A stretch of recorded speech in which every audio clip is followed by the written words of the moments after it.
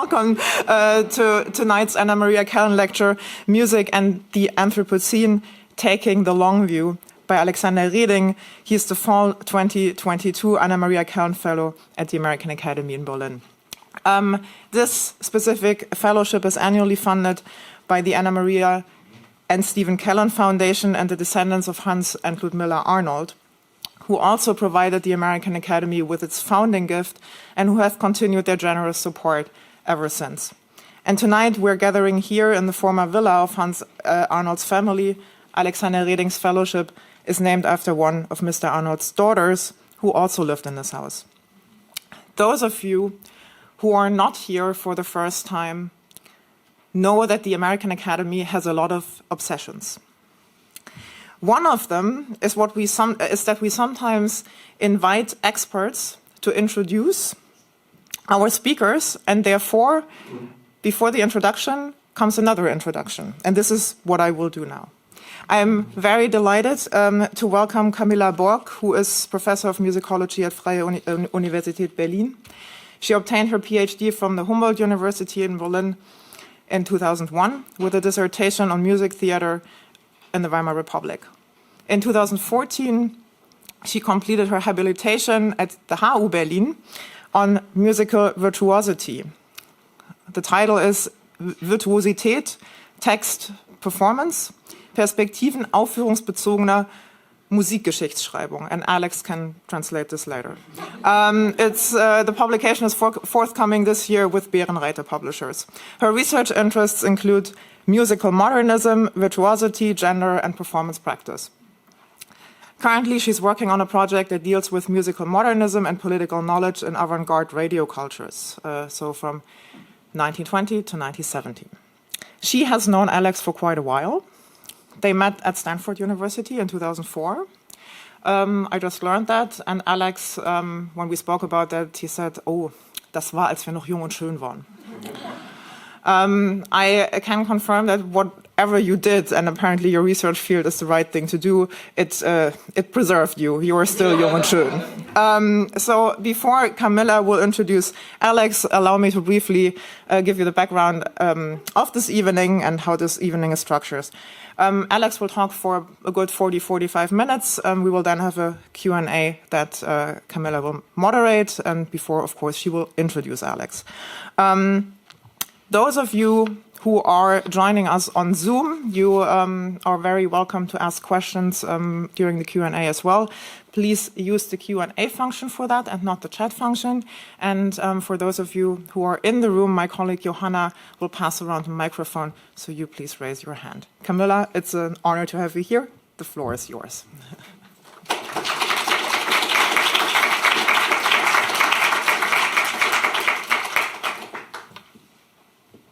Yeah, thank you very much. Good evening. I will now continue the chain of introductions here. It's my great pleasure and honor to introduce our speaker of tonight, Alexander Rehding, to you. Alex Rehding is Fanny Peabody Professor of Music in Harvard, and he obtained his PhD in 1998 from Cambridge University.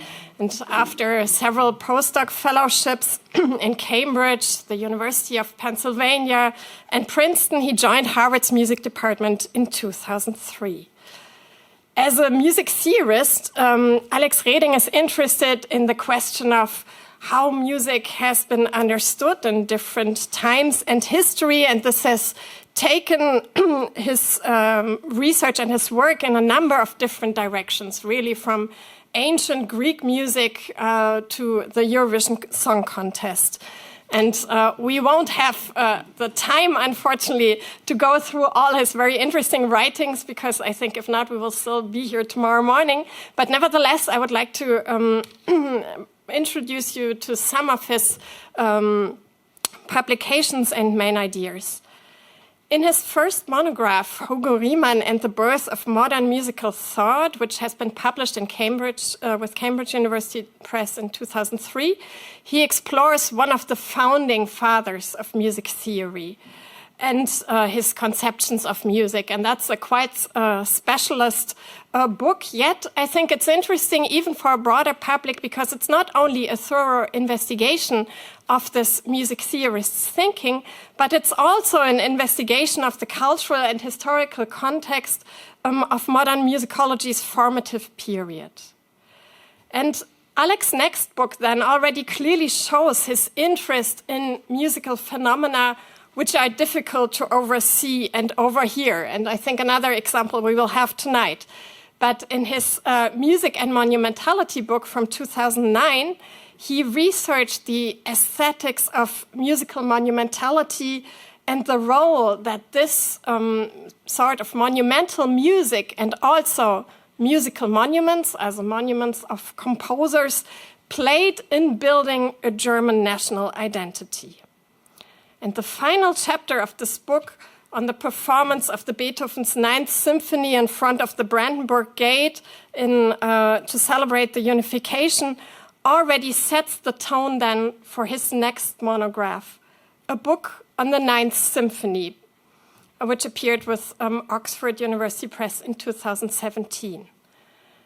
But instead of writing another monograph on this very canonic work on which there exists already tons of literature, Alex zooms in on the Ninth Symphony in the digital age.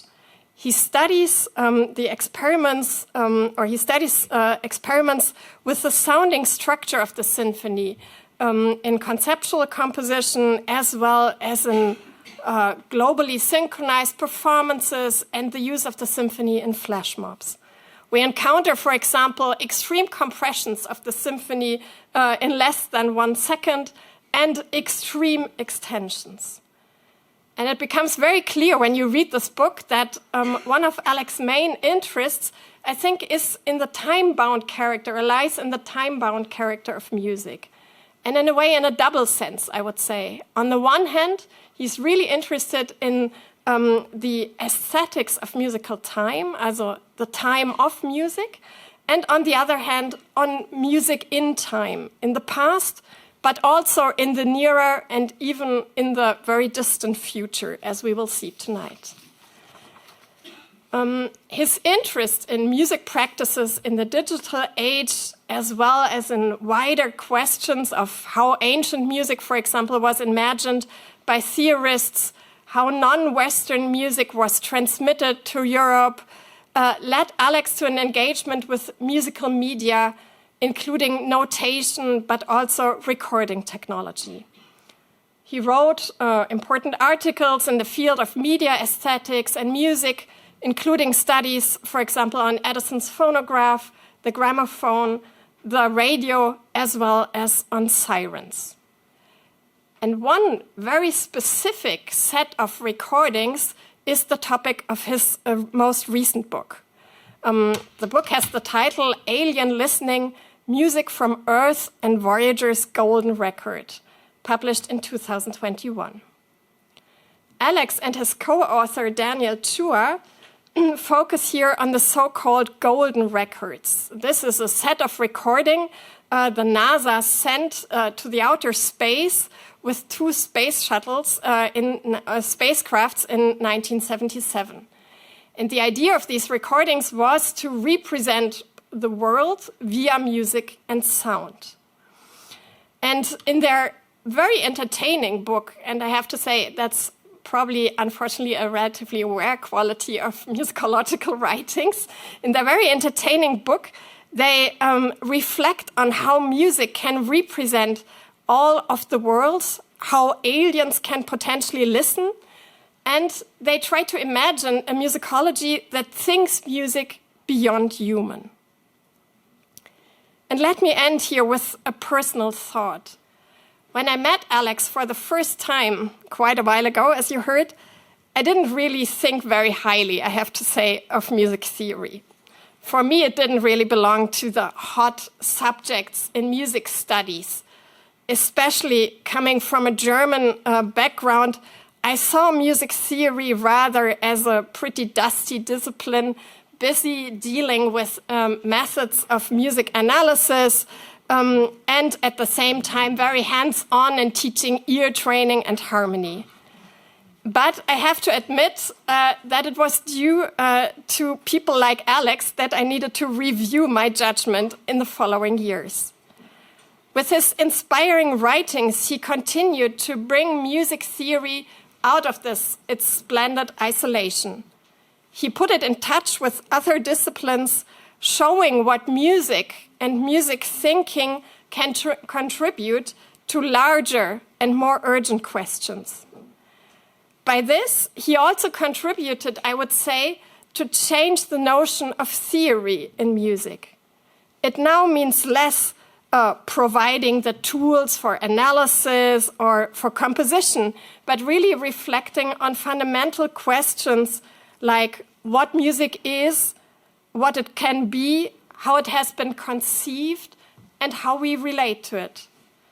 And it's maybe these questions, I would say, which run as key issues through Alex's works, even if his writings touch very different topics. And these questions will for sure also reappear in tonight's talk on music and the Anthropocene. Ladies and gentlemen, please welcome Alex Rehding with me.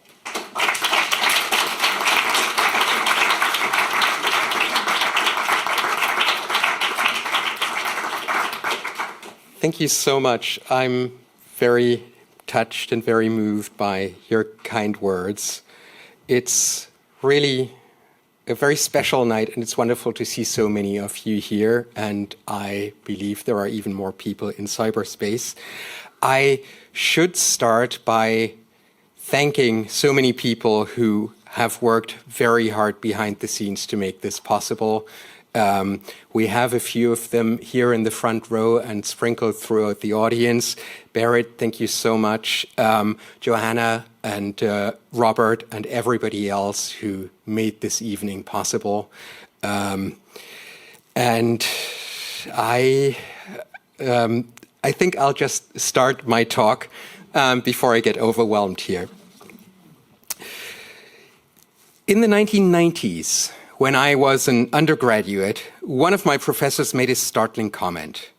Literature in the 21st century, he claimed, was going to be about the environment, in the same way that the 20th century was about psychoanalysis. I remember thinking at the time that this was a crazy idea. Turns out he wasn't wrong. It's not entirely clear whether we've reached the heights of an environmental Proust or Joyce in the 21st century yet, but there is a considerable body of literature on ecological topics from the last 20 or so years. Some highlights from the growing canon of climate fiction, or often abbreviated as cli-fi, include Octavia Butler's Parable of the Sower, Margaret Atwood's The Year of the Flood, Ian McEwan's Solar, Kim Stanley Robinson's The Ministry for the Future, or, for German readers, Frank Schätzing's Der Schwarm. In parallel, literary studies have kept up the pace. The branch of scholarship that is concerned with the environmental humanities and which started flourishing in the waning years of the old millennium is often known as eco-criticism, which is a burgeoning field in many English and literature departments. Other areas of the arts and humanities have similar developments, including my own field, musicology. The branch of the field that pays particular attention to ecological concerns is called eco-musicology. Now it's time for a confession. I've always harbored a certain skepticism vis-à-vis this movement, and there is a certain irony here because I believe I coined the term more or less inadvertently when I used it as the title of a review article that I published in 2002. That article pulled together 3 recent German book publications on the topic of music and nature, and I suspected a trend. And since Germany has such a prominent green movement, I called it eco-musicology. That neologism made me chuckle, and I didn't think about it much more for the next few years. Little did I know that about 10 years later, eco-musicology would become a thing. Aaron Allen's name must be placed front and center here. He and his eco-musicological colleagues have worked tirelessly towards increasing the field's recognition with websites, newsletters, encyclopedia entries, and a field-defining edited volume that put eco-musicology on the map. Back in the 1990s, the critical gaze at the time was firmly focused on the concept of nature, which was fairly easy to deconstruct. Nature, ostensibly defined as that which is free from human influence and precedes human cultivation, is in fact always already defined in reference to the human. Take national parks and other nature reserves and wildlife refuges. These areas are carefully maintained by human rangers to preserve exactly the same ecosphere and give off a pleasing aesthetic effect for human recreation. My favorite example is when Germany's first state park, the Bavarian Forest, conducted an audacious experiment in the 1980s.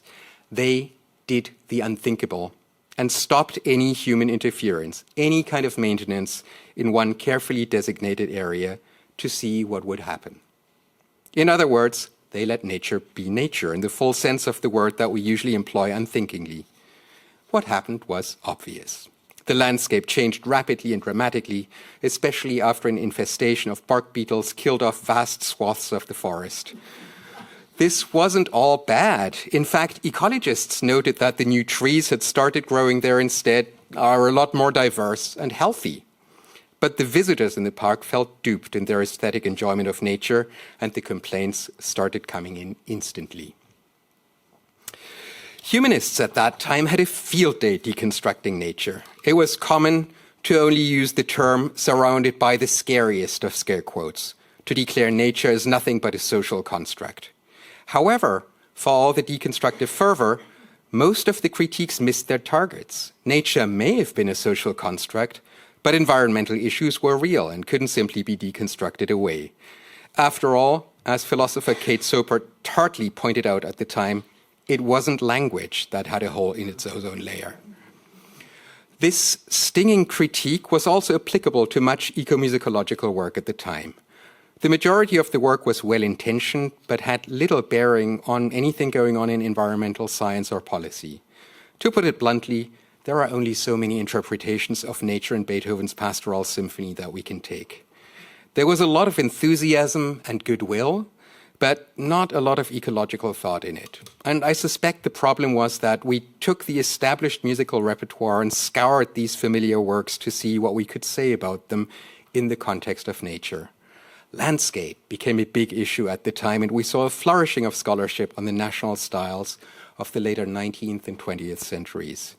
But for a branch of scholarship that wanted to make the world a better place, that wanted to inject their scholarship with activism, this seemed like weak tea. A regular criticism of these efforts was this: if you want to save the world, then do that. But music criticism really doesn't help solve the climate crisis. Harsh, but fair. It always seemed that what was presented as eco-musicology was best described as a will to eco-musicology. Another way of putting this is that we simply slapped the prestigious eco label in front of musicology as a seal of approval, but changed relatively little about what we meant by music, or by extension, by musicology. Now, what would happen if we took the other side of the hyphen equally seriously and changed musicology, approaching it from the prefix eco? I think as an eco-musicology that's worthy of its name would have to make sure that both parts are in balance and equally weighty. I even see this as an opportunity. Once we start by looking at ecological thought, the music that raises the most productive questions isn't necessarily the music that we are accustomed to. It pushes us into regions where we need to redefine what we mean by music. How do we use music to formulate a rallying cry for change? How do we widen our temporal horizon beyond the next electoral cycle and take meaningful action? How do you shout, "Act now," in music? There are two lessons here. One is the devilish temporality of climate change. We need to change now, in fact, right now, this very second, but the effects of our behavior will become apparent only much later. And for the very same reason, it's so easy not to act, because our behavior causes no immediate discernible harm. That's why polluters have been able to go on for so long with impunity. We continually shovel our dirt into the future and we get away with it. And the second reason music has been so hard to use is, as always, music's non-representationality. There have been a number of terrific novels and especially films that scare the bejeebies out of its audiences, from Avatar and The Day After Tomorrow to WALL-E and Don't Look Up or the recent version of Dune. The narrative arts have always been especially successful at instilling a sense of the apocalyptic. They show us the dreadful effects of our actions or of our inactions in gruesome detail. And music, certainly music without a text, does not have the same representational powers, and it's at something of a disadvantage when it comes to the question of how best to raise awareness. We'll return to the question of music can do to help a little later. But before we get there, let's talk a little more about what's been happening in ecological thought in the last few years. The term Anthropocene is probably reasonably well known and doesn't need that much explaining. The concept proposes that we now live in a geological age, that's the scene part, which is essentially shaped by human interference, that's the anthropos part. The Anthropocene was accepted by vote in the International Geological Society in 2008, and it officially replaced the Holocene, the geological epoch in which we had been living for the previous 11,700 years or so, since the end of the last ice age. We know that we have an Anthropocene, but we don't know yet exactly what it is and when it started. The working group on the Anthropocene is still deliberating those points. Most commentators opt for a starting point with the Industrial Revolution in the late 18th century, when the burning of fossil fuel began on a large scale. Some others prefer the less fuzzy date of 1945, more precise, when the US military started testing atom bombs in the New Mexico desert, which left a clear and unmistakable mark on the geological record. Others still have argued that the date should be pushed back to circa 1610, when the effects of the American conquest left a mark in the atmospheric record that's called the Orbis spike. Still, on the vast timescale of geological periods which typically operate in millions of years, these temporal differences are negligible. The term Anthropocene has also been contested. Critics have rightly pointed out that the footprint on the geological record is not the same from all humans, but that it's an effect of the forces of industrialization, colonization, and ultimately slavery and capitalism. It's the white, first world global north that is the driving force behind the Anthropocene.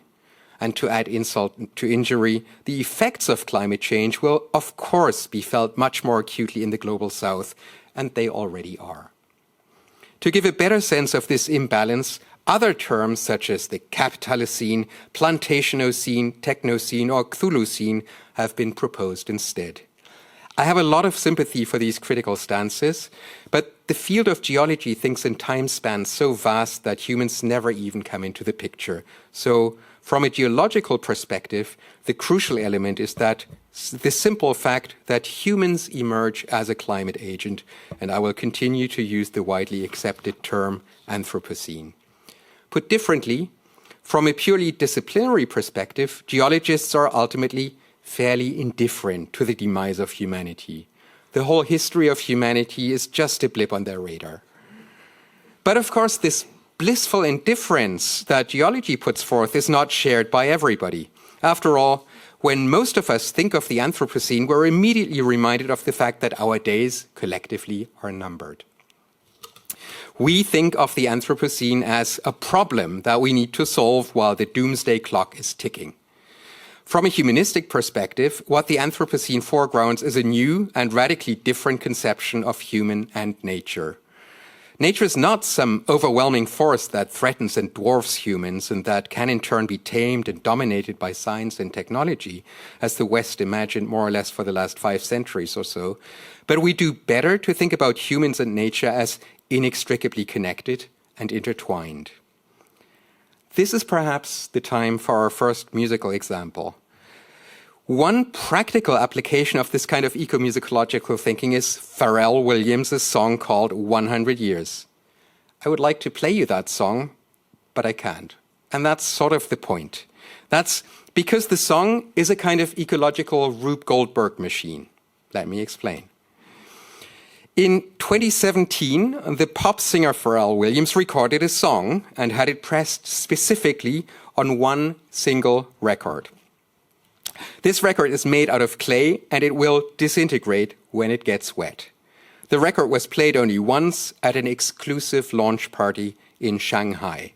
And everybody who was there was sworn to secrecy. And here you see a fan fainting. That's my daughter's cartoon. The artist's impression of that exclusive launch party. The rest of us who weren't there, we can only assume that the song is mind-blowingly awesome. This single record is kept in a safe, which is located just above water level, and the door will open automatically in exactly 100 years in 2117. Now it's basically up to us to decide what we do with this information. If the water level keeps on rising at the current rate, then the record will be ruined by the time it becomes accessible and the music will be forever lost. Or, put more accurately, we will have destroyed the music with our inaction. It's a precarious time capsule. If, on the other hand, we are interested enough in hearing this song at the other end of the waiting period, then we will find a way to keep the water level low enough. Hashtag if we care. It's a kind of network that builds human behavior into the equation and in turn assigns agency to the music. Think of it as a marshmallow experiment for humanity that dangles a reward in front of us if we behave not in a way that makes us feel good right now, but rather if we practice impulse control and take the rational view by focusing on the future good. Pharrell's 100-Year Song is a useful example in that it shows us how music can be an active force in changing our behavior and guide us toward a more environmental consciousness with real-world consequences. The song applies a certain instrumental logic to music. It pivots on the fragile materiality of the recording and the artistic value of the intangible music. In this way, Pharrell's record is both carrot and stick. It's both moral incentive and reward at the same time. Admittedly, this project has many issues, and I took out about 2 pages of criticism here, so I'll just give you a very short summary. There's something unseemly in the assumption that we all collectively desire Pharrell's music so much that we're willing to drop everything that we're doing and realize the error of our ways, purely to be able to give future generations the pleasure of hearing this song. Then there's also the fact that this project is underwritten by a producer of luxury cognac. The whole thing is a publicity stunt, advertisement. But then again, there is something intuitively right about the circumstance that our present predicament, brought about by the extractivist tendencies of capitalism, should also be solved by the same logic of capitalism. What Pharrell or his financial backers seem to have realized is that we all need an incentive to change our behavior. After all, most of us know that climate change is a global threat, and yet we don't act on it. We need to be given a reason why we should care. And part of the problem is that climate change is simply too vast to take it all in. There are so many different things happening to the climate, so many ways in which we as humans would need to change our lives, that it's all too easy to just throw up our hands in the air in despair and carry on as if nothing was wrong.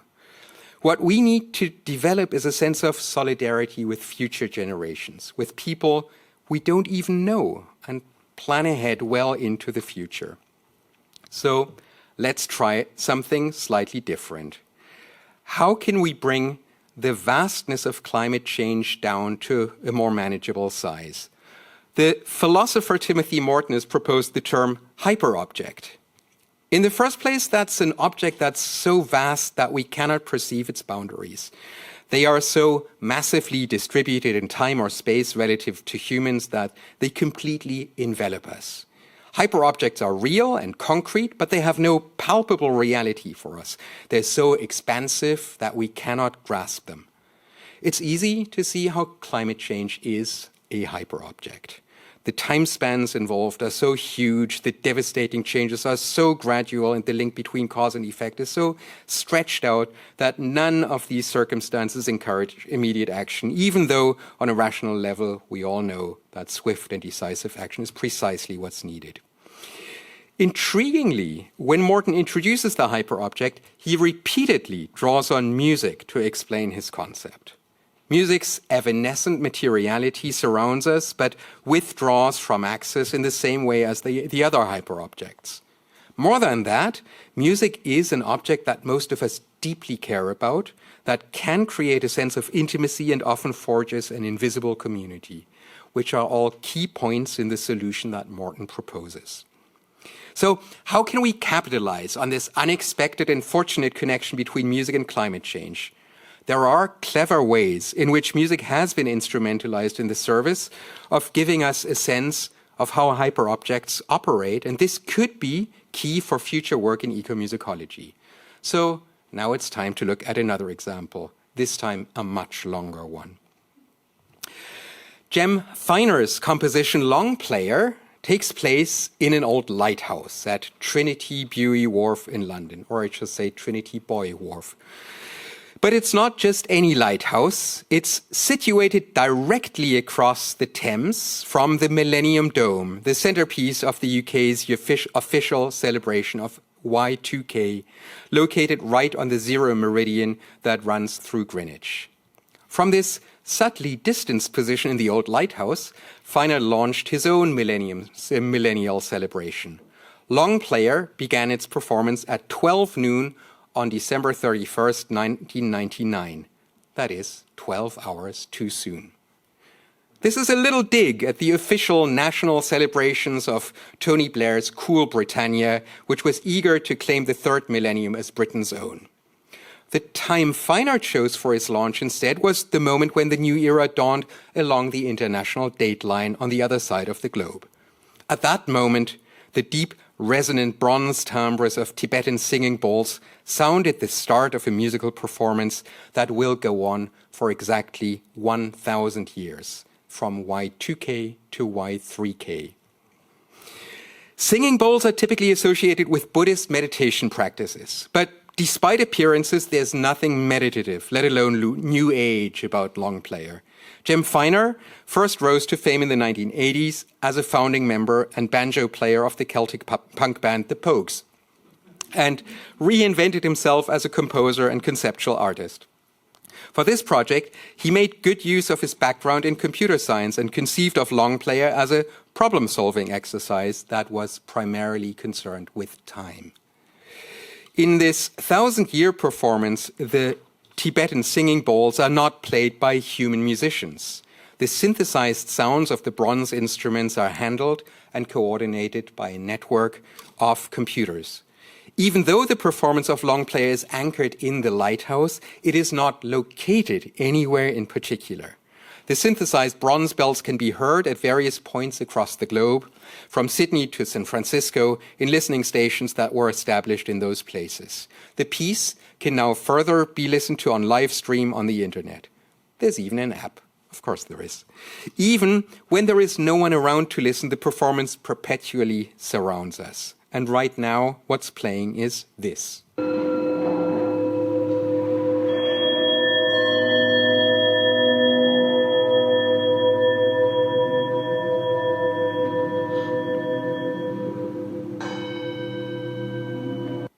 Okay. Despite its extravagant length, this millennial music is, at bottom, a conventional composition. It even has a score. With one important difference. None of us will be around to hear the end of Long Player on December 31st, 2999. Given the alarming rate of global warming, this piece may well last into the end of the world. This sounds terrifying.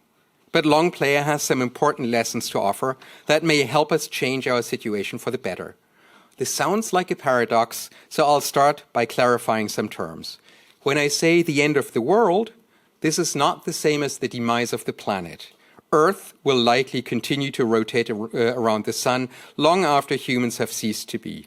But the world, in its specific anthropocentric flavor, will inevitably perish with humanity. What we have to learn to avert the catastrophe, then, are the fundamental lessons of ecology, how to think beyond our selfhood, our own narrow interests, and to modify our behavior with a view to the most distant future. This is where the hyperobject comes into play. It tries to achieve two things, both in tension with one another. It seeks to preserve a sense of intimacy, but to drop the concept of selfhood. It asks us to care, not for our own sake, but for that of others, of future generations. Even though we will not know them personally, the hyperobject forges a connection from us into unknown future generations, to our children's children, and so on. The hyperobject makes the emphatic aesthetic argument that any selfless investment that we make now will offer rewards to those who come after us. Longplayer gives material shape to a vast stretch of time that is otherwise impossibly hard to imagine. It binds us to those unknown future generations. We will not be around to hear the end of the music, but others will. In fact, the story of Longplayer is not only the story of a 1,000-year-long composition, but also the story of its sustainability. When confronted with time spans of such extreme lengths, musical questions that normally have straightforward answers must be carefully thought through. How can I write a score that will be readable over 1,000 years? In what material can I write it? How can I ensure that the instruments stay tuned across the centuries and across natural disasters, wars and famines? Feiner is conscious of the irony that the computer technology on which his performance relies will be obsolete in just the next few years, let alone 1,000 years. What reliable energy source can be drawn on to sustain a performance over this time? The issues swirling around Longplayer boil down to the question concerning technology. When studying Feiner's notes and sketches, it is striking that the bulk of his preparation work is not compositional in a traditional sense, but always connected with the monumental logistical challenges of his task. The biggest issue remains the question of long-term sustainability. And it's still unresolved, even 2 decades after the performance has started. But it would be wrong to regard this open question as a flaw in the musical work. It's not a bug, but a feature. The question of how to sustain the performance over the entire period of time is instrumental to the artwork, and its answer must emerge in real time. Feiner holds out hope for gravity as a motivating force and energy source, but so far he relies on conventional electricity to power his computers, even though he knows this cannot be a long-term solution.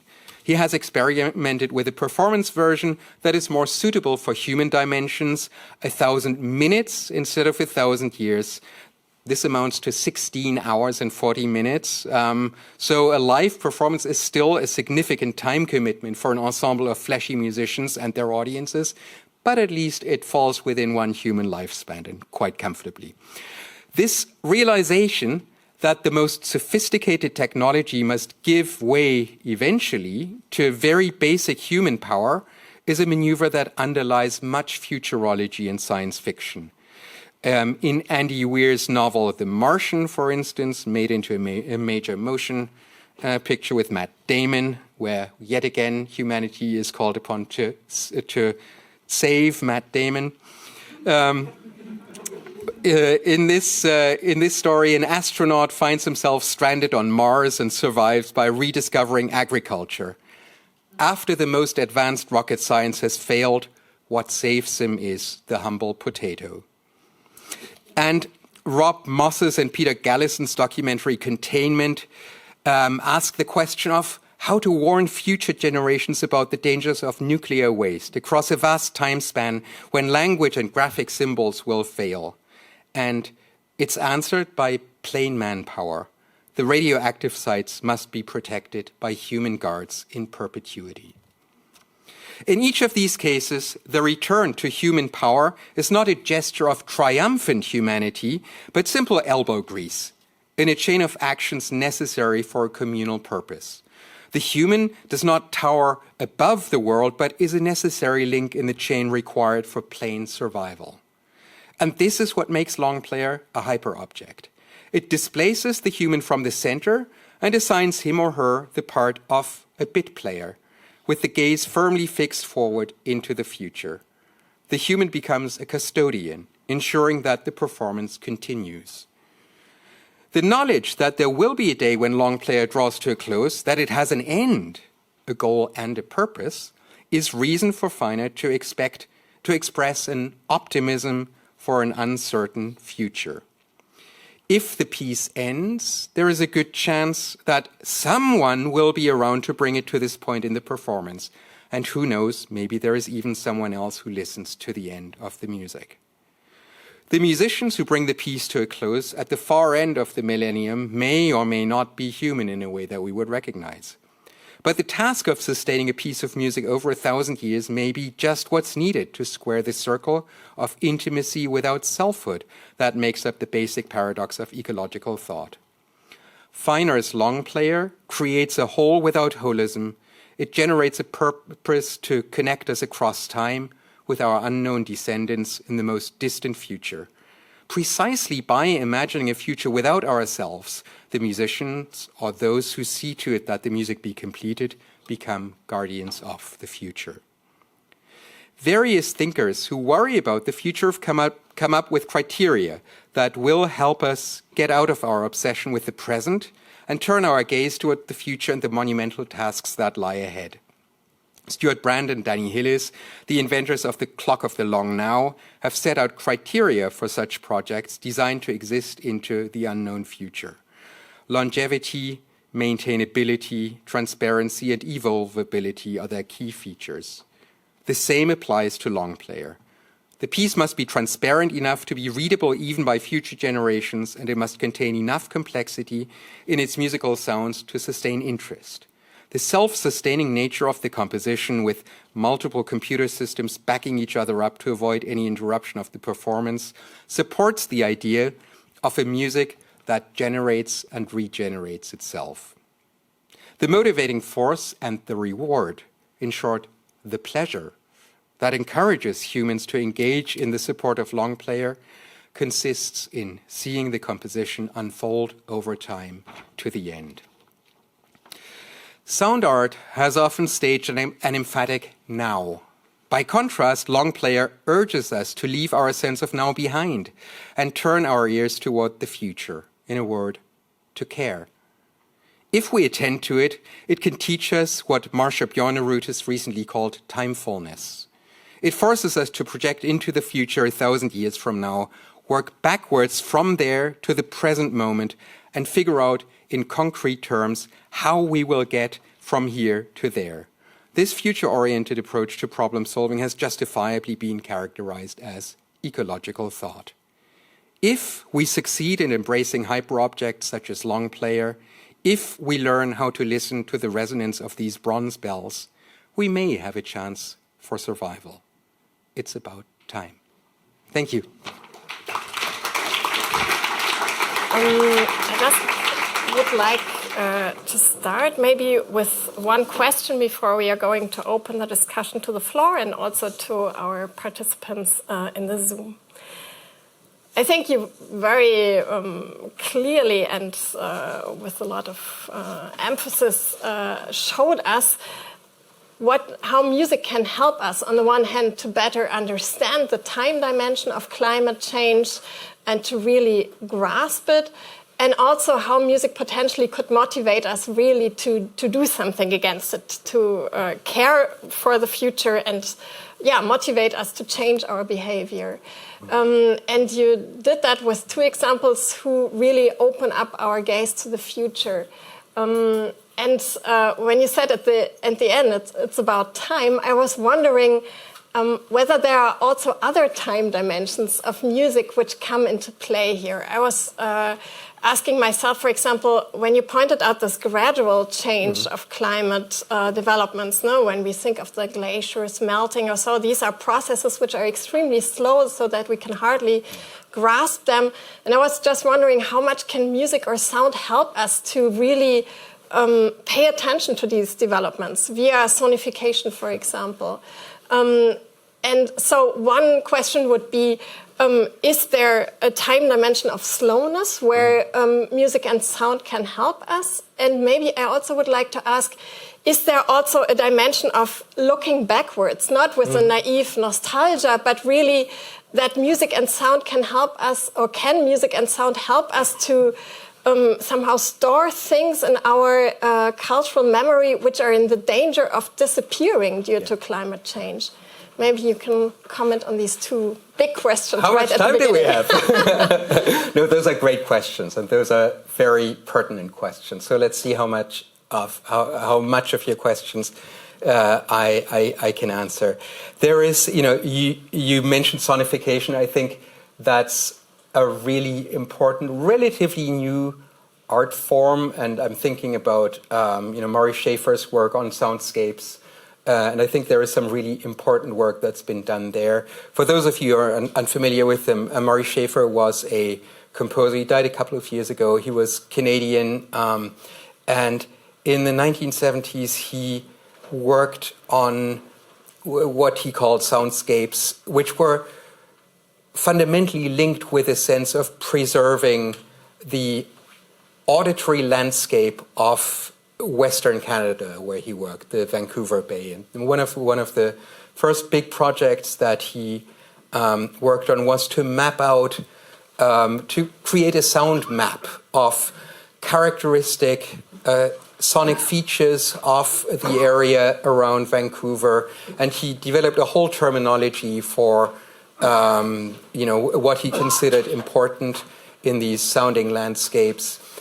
And the idea behind it was really a sense of impending loss, the idea that we need to document these soundscapes in case that they will no longer be there in the future, and that we have a record of what was once there and what made this landscape so special for Murray Schafer and hopefully others as well. So we have that direct link here to ecological thought from the 1970s, that really hot period of ecological work that I think we still labor in the shadow of. But in some ways that was that's often held up as the birth hour of a lot of this work, and in many ways it was. I like to go back to the 19th century. At bottom, I'm always a 19th century person, and so one figure who I've always been really impressed by, and who is really not as well known nowadays as I think he deserves to be, is the Alsatian musician Johann Georg or Jean-Georges Kastner. He was born in Alsace in the first half of the 19th century. Went to the Paris Conservatoire to study composition. And had some success with compositions in France, and so he changed his name to the French form. And he did something very smart. He married rich and became financially independent. And he spent the rest of his rather short life writing books on musical, cultural topics. Weird stuff for the most part. So, he was interested in, the music of the spheres and in military marches and their psychological effect on the soldiers and the enemy. He was interested in the figure of sirens, the mythological creatures. When I mention military music, I see Rebecca in the background lighting up. I know that's something that she's worked on a lot. And so the special feature of these treatises, and they're very learned tracts. He basically read everything that there was to read on the topic that he happened to be interested in. At the end of each book, you get, it's like a surprise at the bottom of the cereal box. You get an original composition on the topic of the treatise. And these are massive orchestral works that are really phenomenally innovative, and often they're completely unplayable. But he had these, with him we have on the one hand the cultural historical part, and on the other we have the creative musical part that are brought together in really striking ways. And he wrote a couple of treatises that I think can be brought in contact with ideas about ecology or various thoughts.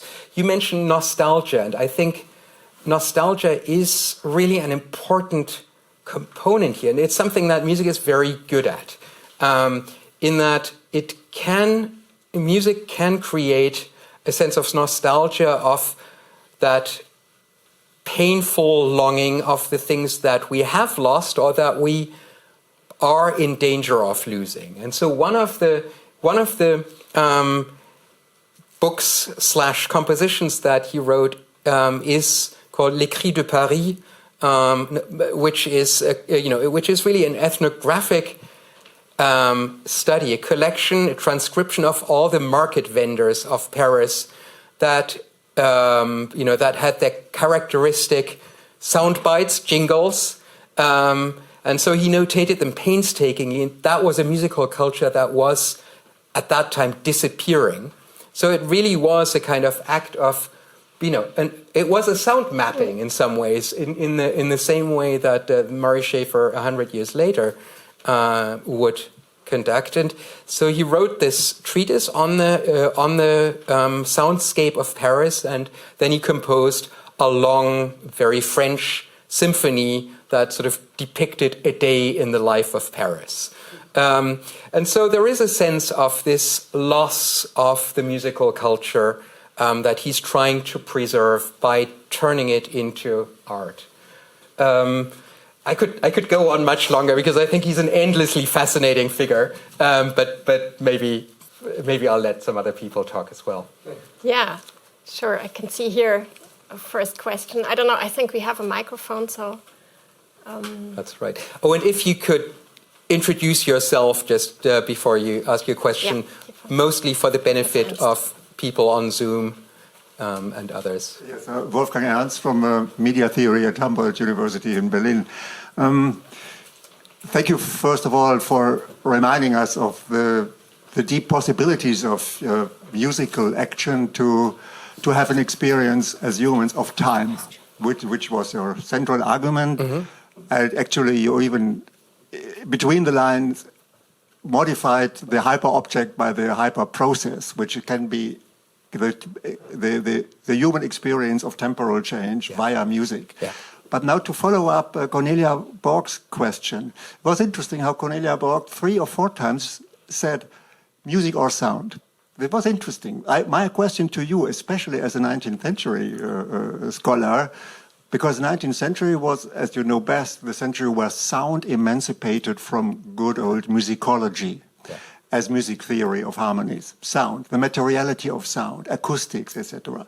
Now, how much do you care about the difference between the term music, which you self-evidently use, and sound as the actual materiality and the processuality of the temporal experience? Is it for you interchangeable, or does it make a difference for your temporal theory? So that's a really great question. Thanks. And I want to go back to Kastner because that's also a question that he is really interested in. I'll first do my bit about Kastner, and then I'll talk more broadly. In another book that he writes, he's writing at a time when the very question of sound is in crisis. So after the 1820s, with experiments of the mechanical siren, the theories about how sound worked that we thought we had pinned down with the works of Chladni and Young, all that was in tatters. And so the period of the mid 19th century is a real period of crisis for people who are interested, with a musical background, who are interested in the notion of sound. And so Kastner, for one, turns away from the traditional theories that go back to Rameau and that build on the harmonic series, and he tries to redefine what the sound of nature might be. And so, it is that emphatic term And he turns to the Aeolian harp, this very strange instrument that inspired generations of romantic poets. That is, it's not really a harp, and I don't know how many of you have heard an Aeolian harp. It sounds very, very strange. It's typically a little wooden chamber that has a number of strings that are stretched out. The strings are typically the same length, and you let the wind go through that chamber. No one touches these strings. They are played by the wind. And that's obviously what the Romantics loved about it, that there was no human interference. But the sound of the Aeolian harp is not harp-like at all. It's very hard to describe. It's a howling. It sounds much more like a buzzing sound. And there are complicated physical processes at play that explain how the wind produces these sounds. Kastner didn't know that, but he was just intrigued by the fact that none of the rules about sound seemed to apply to the Aeolian harp. It produced howling dissonances. It didn't seem to have stable pitches. The dynamic range shifted. Everything was in flux in the Aeolian harp. And so in this book where he's trying to define the very foundations of musical sound, the sound of nature, he is very interested in the Aeolian harp and thinks, well, now that we can no longer rely on the old theories, maybe this is the key to what sound actually is. What I love about it is that he effectively moves to, he sort of has a wish list of what he wishes sound would be, and what he ends up with is much closer to an additive synthesizer than an actual Aeolian harp. And the additive synthesizer isn't invented until a few years later, but that's sort of, it's that strange time in between that he's writing, where the old theories no longer work, the new theories haven't quite solidified yet, and anything is possible in that time. And so the question of sound and how it relates to music is really incredibly important here. And he, like a good 19th century person, he tries to ground it in nature, but the notion of what we mean by nature is quite different. Anyway, so that was my bit on Kastner. I think, speaking more generally, the figure of John Cage is really important here. The towering figure of 20th century music who eradicated the hard and fast distinction between sound and music. And I think, a lot of the music that I'm interested in here are from a post-Cagean era, and and that's not by coincidence. I think Cage himself has a role to play in this project, and so to give you an answer, how important is the distinction between sound and music? I would give you a very emphatic, it depends. And what I'm interested in here is the question of how we can music purposely. And the bottom line for me, I think, is we should try whatever works. And there is no one answer that will work in every situation. So I think the more different things we try, the better. I see a role for protest song. I see a role for very abstract conceptual art. I see a role for very traditional music.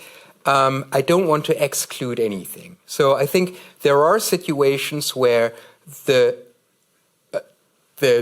boundary between music and sound can be removed in productive ways. And I think, if we are willing to accept soundscapes as a form of music, then all the better for it. At the same time, I think there is also a role especially in sonifications of, a form of data, and data has a big part to play as well.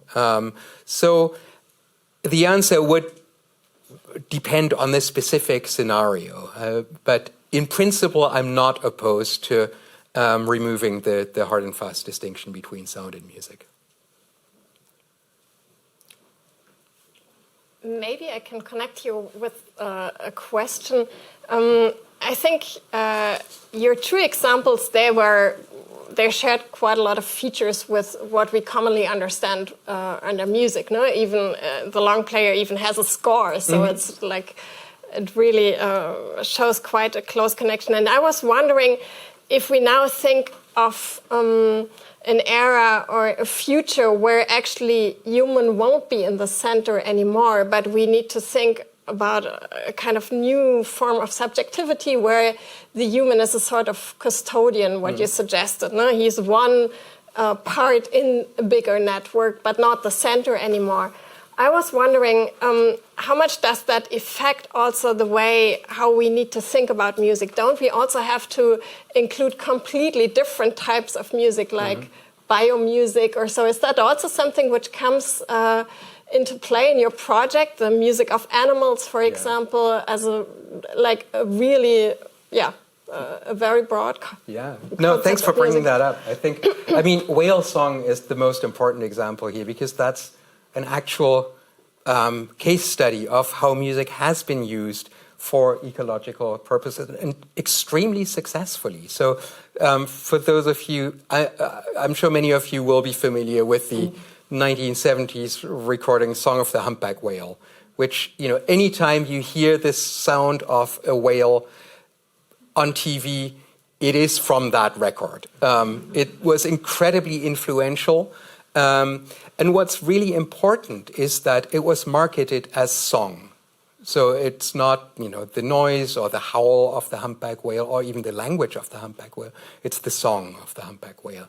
And that was a deliberate strategy to make whales more human-like. Humans sing. Whales, which, starting in the 1970s, were considered to be a highly intelligent species worthy to be, of being saved from extinction.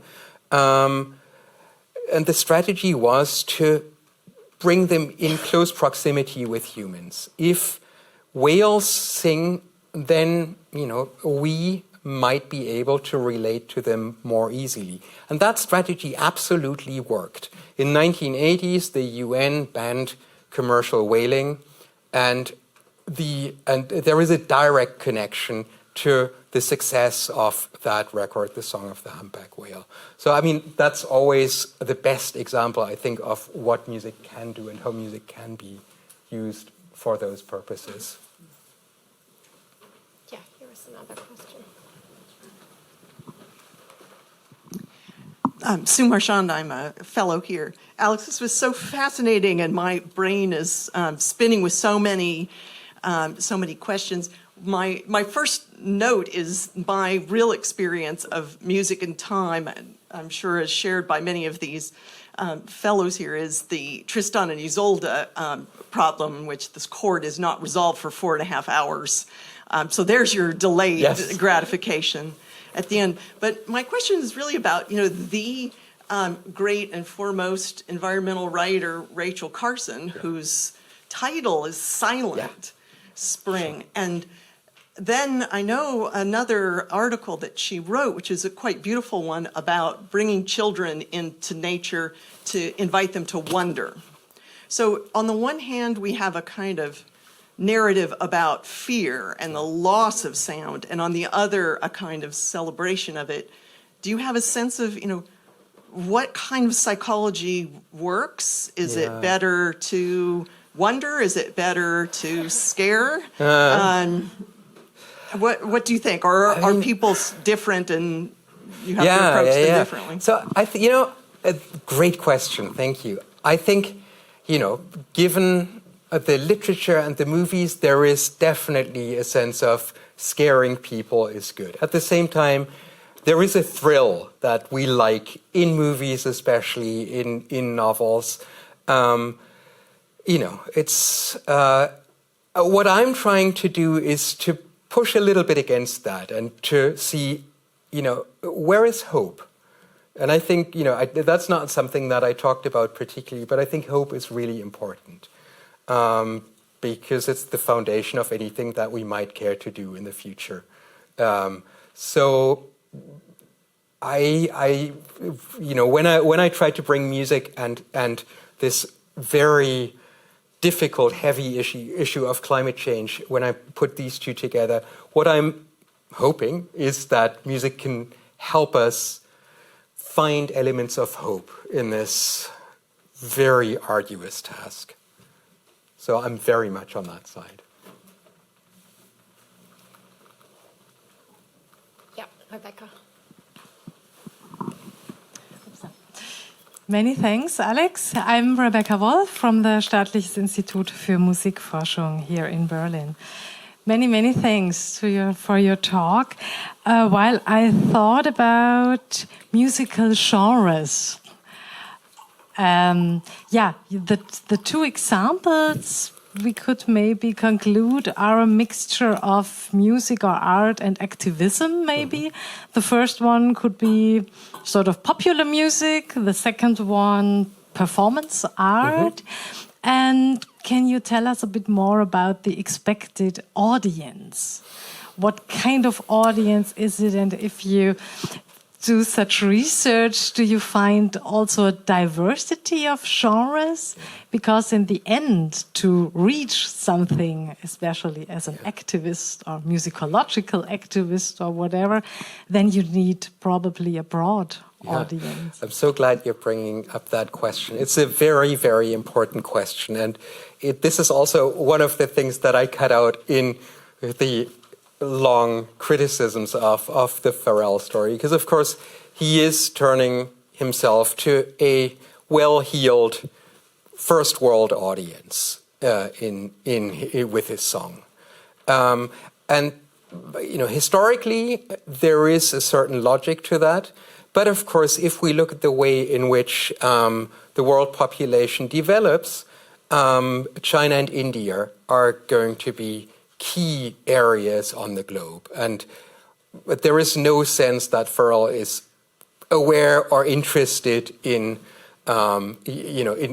those kinds of developments. I guess I have a feel. I don't know much about this, but I have a feeling the fact that the launch party took place in Shanghai has less to do with China itself than that it's a very chic location. The audience question is always really hard, and so we just don't know what works for whom. We can't know that beforehand. I mean, there are certain, there are certain probabilities that different things might work for different audiences. My answer would go back to, we should try out as many different things as we can. Something might stick in ways that we can't anticipate. I think the long player example is interesting. It's quite abstract. It inserted itself into a mass spectacle, the millennial celebrations in Britain. It didn't really fit, and I think it was the original commission was for the relaxation zone in the Millennium Dome, and that's something that Jem Feiner really didn't like.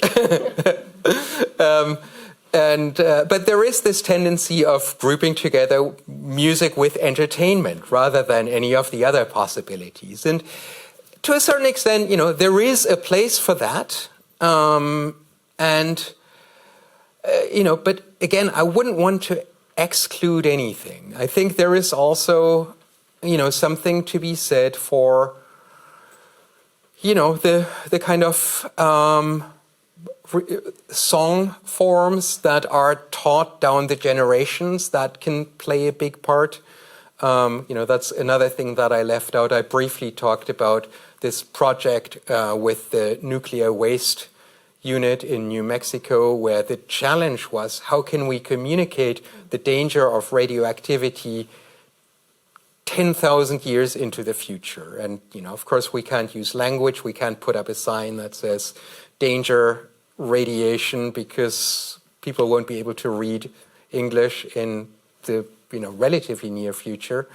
And if we put up a fence or a wall, that will only attract people's interest, will make them more curious, so that doesn't work. And so people came up with more and more outlandish scenarios. So, someone proposed establishing a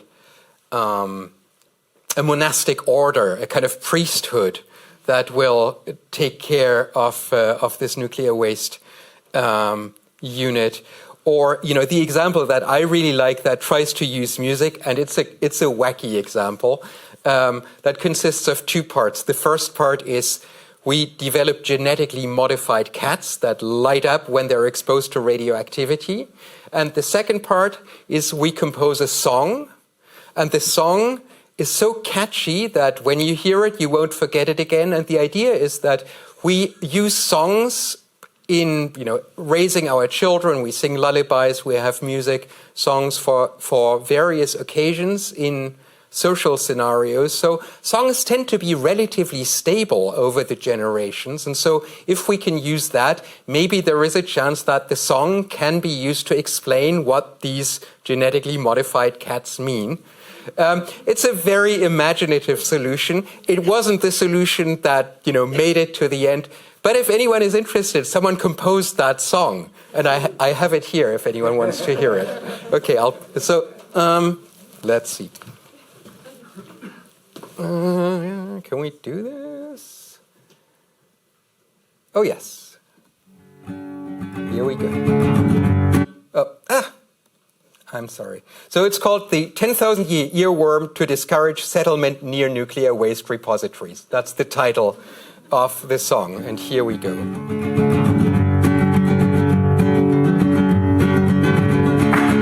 Don't change color, kitty, keep your color, kitty, stay that pretty gray. Don't change color, kitty, keep your color, kitty, keep sickness away. Don't change color, kitty, keep your color, kitty, please, cause if you do, or glow your luminous eyes, you're all gonna have to move. It goes on. I'll just leave it here. And I hope you'll never forget it again. Yeah, here's another question. Alejandro Madrid, Harvard University, Guggenheim Fellow at the UDK in Berlin. Thanks, Alex, for this fascinating talk.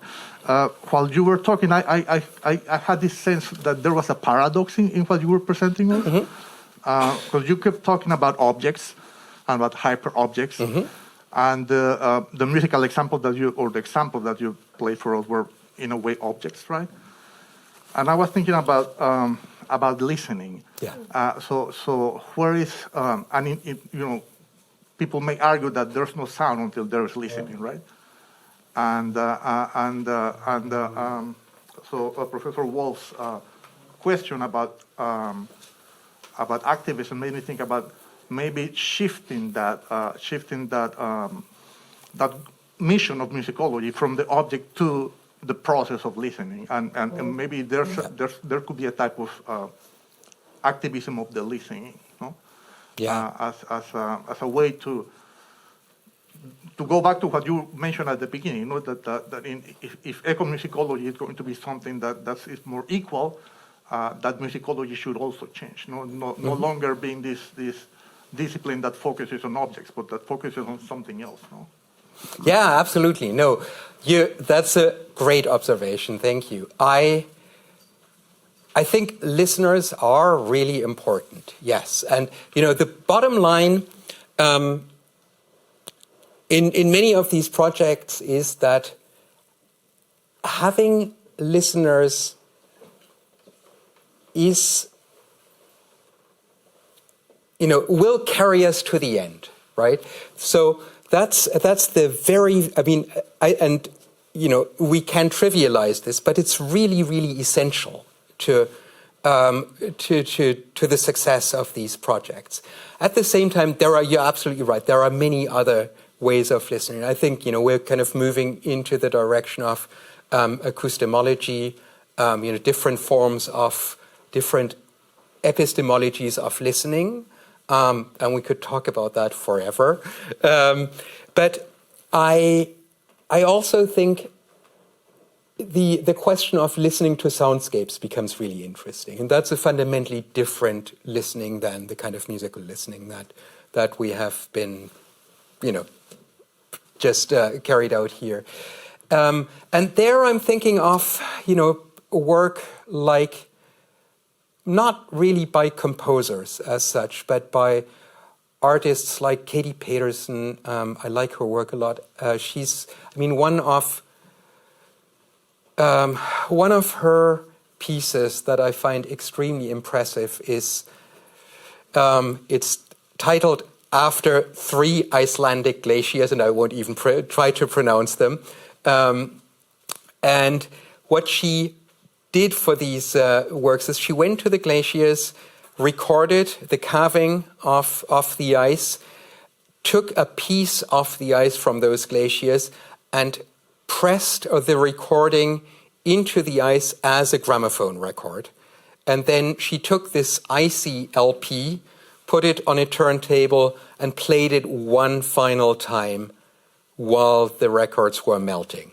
And so it's this, what I really appreciate is the reversal of this gesture of recording, that the gramophone recording allows you to repeat a sound, typically, and to make it reproducible.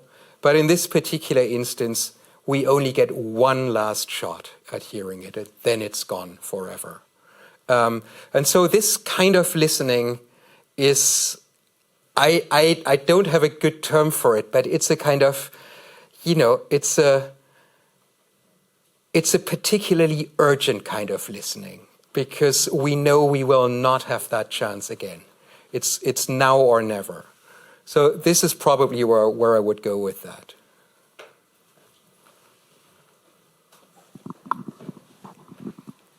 Thank you. Alex, that was amazing. Thank you. I feel like I've been moved into areas I haven't really considered, which is always the gift. So thank you. Thanks.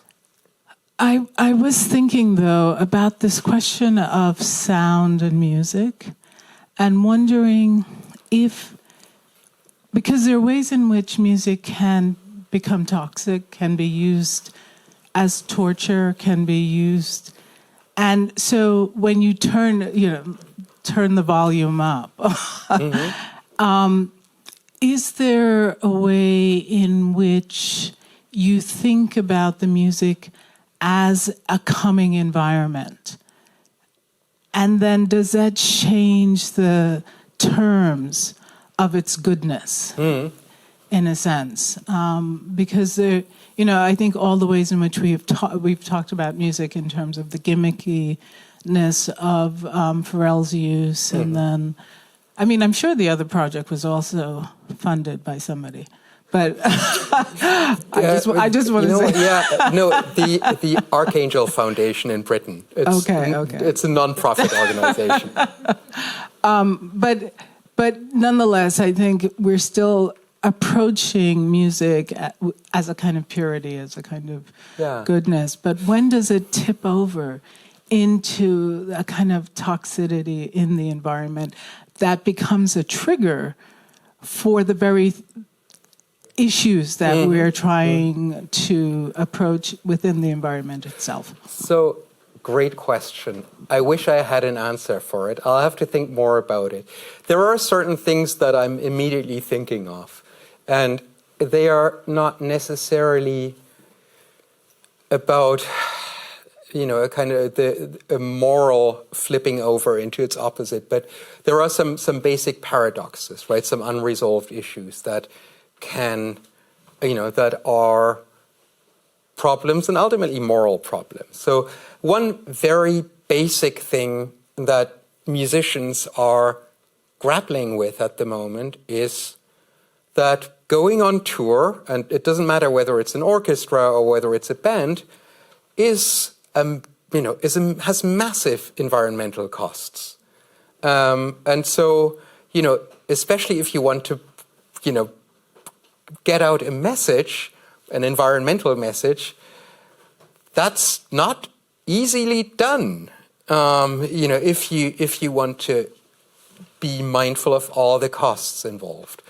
And so, various groups various organizations are trying to figure out ways in which they can make music without being such a burden on the environment. So that's probably one way in which I would approach an answer. But I know it's not a very good answer yet, but I'll think more about it. Yeah, thank you very much. Are there any other urgent questions right now? If not, I'm sure we will have the opportunity, I think, maybe to pursue the discussion in an informal way after our evening here. Thank you all very much for your questions, and especially, Alex, thank you very much for this thought-provoking talk, which I'm sure will stick quite a while with us. Thank you very much. Thanks so much.